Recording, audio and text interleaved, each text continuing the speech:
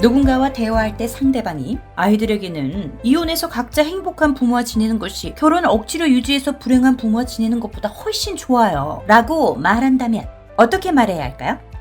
유명한 연예인의 이혼 소식이 알려지거나 우리가 일상에서 결혼 생활의 힘든 점들을 이야기할 때 흔히 하는 말이 있죠. 행복하지 않은 부부는 차라리 이혼하는 것이 아이들에게 좋을 것이라고요. 이 말은 배우자 사유불문 이혼법이 통과되기 위해 가장 많이 쓰이죠. 하지만 과연 사실일까요? 아닙니다. 다음 3가지 이유 때문입니다. 첫째로, 아이들은 이혼을 저절로 쉽게 이겨내지 않습니다. 이혼이라는 것을 감기와 같이 흔하게 거론하는 경향이 있는데요. 감기처럼 약간 불편하지만 금방 이겨내는 것처럼 말이죠. 통계에 따르면 절대 사실이 아닙니다. 이혼은 아이들에게 신체적으로나 심적으로 또 감정적으로 오랜 기간 동안 영향을 끼칩니다. 부모의 이혼을 경험하는 많은 수의 아이들이 평생 동안 그 후유증을 앓습니다. 이혼으로 끝나는 것이 아니라 그 뒤에 따라오는 일들, 즉 부모 중 한 명이 집을 나가야 하거나 그 부모가 다른 사람과 다시 결혼을 하는 등 또는 낯선 새 형제들과 같은 집에 살아야 하는 경우도 있고 아예 다른 지역으로 멀리 이사를 가버리는 경우도 겪을 뿐 아니라 부모들이 새로 결혼한 이후 또 이혼을 몇 번씩 반복하는 것을 경험하게 됩니다. 이 하나하나의 사건들은 매우 파괴적인 정서를 아이들에게 심어줍니다.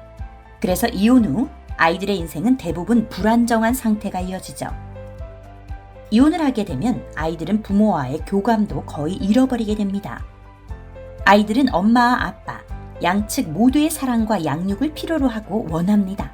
이혼 사례 중 부모와의 교제가 반만 끊어지면 그나마 다행인 것이 현실이고 대부분의 이혼 가정 아이들은 양육권이 없는 쪽의 부모와는 자연히 거리가 멀어지고 완전히 연이 끊기는 경우도 심심치 않게 있습니다. 한 통계에 따르면 이혼 가정의 아이들 중 절반이 아버지를 1년 동안 못 봤다고 합니다.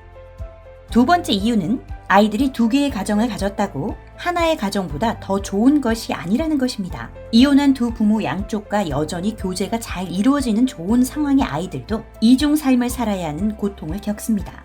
부모가 이혼하여 각자가 만든 2개의 가정에서 번갈아가며 사는 아이들을 대상으로 오랜 시간에 걸쳐 이루어진 한 연구에 따르면 이 아이들은 결혼이 유지된 한 가정의 아이들에 비해 교육도 제대로 받지 못했고 실업률도 높았으며 본인 스스로도 이혼할 확률이 높았고 인생에서 지속적으로 안 좋은 경험들을 겪을 뿐 아니라 위험천만한 활동에도 가담하는 경우가 많았습니다. 연구가 엘리자베스 마르케시가 말하기를 이 아이들은 두 가정을 번갈아가며 동시에 사는데 그렇기 때문에 덜 자란 2개의 인격을 형성하게 된다고 말합니다. 그 이유는 이 두 가정에서 서로 다른 가치관을 추구하고 지켜야 할 비밀도 다르며 2개의 다른 시스템을 각각의 가정에 맞춰 살아야 하기 때문입니다. 이혼 가정의 아이들이 성인이 되었을 때는 암 발생률이 높고 자가 면역력도 낮으며 뇌졸중의 위험도 높습니다. 신체적으로 눈에 띄게 반응이 없다 하더라도 이 아이들은 갈라진 가족의 환경에서 자라면서 어쩔 수 없이 겪어야 하는 장애물들을 계속 넘어야만 합니다. 3번째, 부부가 인내를 가지고 견디면 불행한 결혼 생활이 거의 다 결국 행복한 가정이 된다는 것입니다.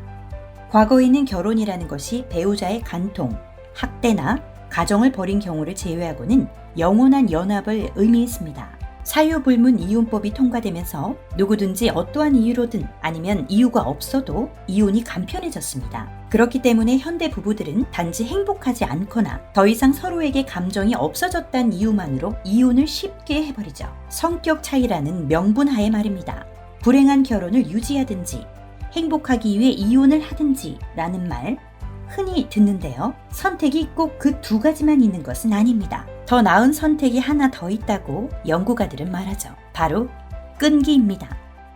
한 통계에 따르면 전체 결혼 중 3분의 1은 아기들이 있음에도 불구하고 불행하다는 이유로 이혼하는 반면 나머지 3분의 2의 부부들은 끈기 있게 결혼 생활을 유지했고 결국 이 중 93%는 10년 후 행복한 가정이 되었습니다. 2002년 한 발표에 따르면 불행한 결혼을 끈기 있게 유지해온 부부 중 3분의 2가 5년 후에는 그 전보다 행복한 가정이 되어 있었다고 합니다. 게다가 불행을 이유로 이혼을 선택했던 부부들 대부분은 결혼을 유지한 부부들만큼 행복한 것이 아니었다라고 합니다. 결혼재단의 감독으로 있는 해리 벤슨 씨는 이렇게 말합니다. 흔히 알려진 것과 반대로 불행하더라도 그 결혼을 유지하는 것이 가장 좋은 선택입니다.